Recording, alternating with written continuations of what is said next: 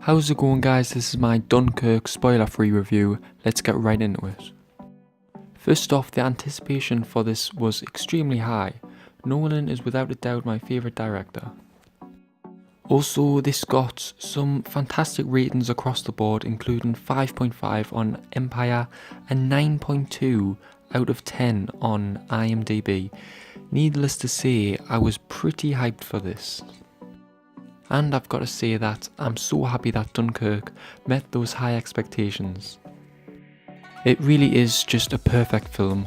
I can't even describe how good it is because every time I think of a word to use to describe it, it would just be an understatement. First off, the way that it is portrayed from different character perspectives is impeccable. The way that the story is told, it's about three main characters that their individual stories revolve around.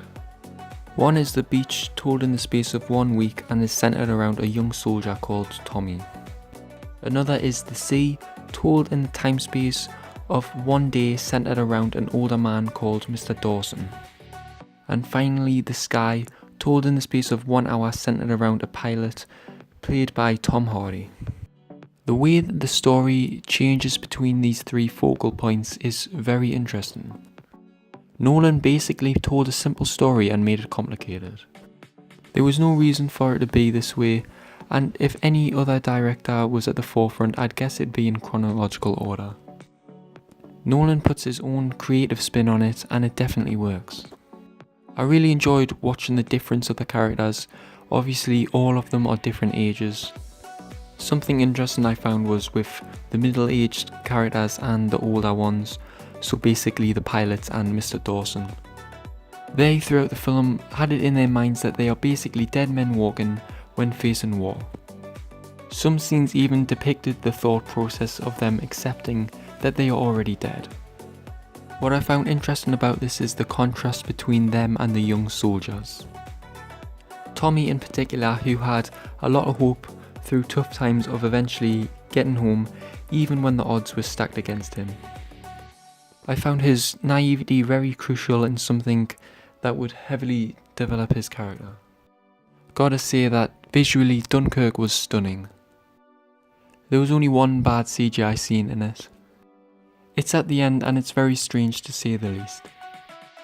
It doesn't really matter though, because that one bad CGI scene that lasts a few seconds doesn't take away from the 1 hour and 45 minutes of pure quality. That's another thing as well. I thought that this would be on for about 3 hours or at least 2. Nolan is known for doing long films. 1 hour and 45 minutes was the perfect time for me though. I felt there was things constantly happening. Even when the war scenes weren't going on, there was still a lot of tension being built. I thought there was never a dull moment.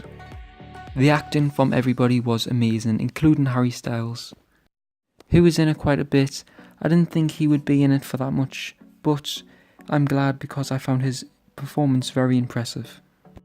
Ultimately, the thing I love about Dunkirk is that it's just a simple film. It is made slightly complicated just because of Nolan's timeline. But grounded down, it's just about soldiers trying to get home and home coming for them. I found the simplicity a breath of fresh air.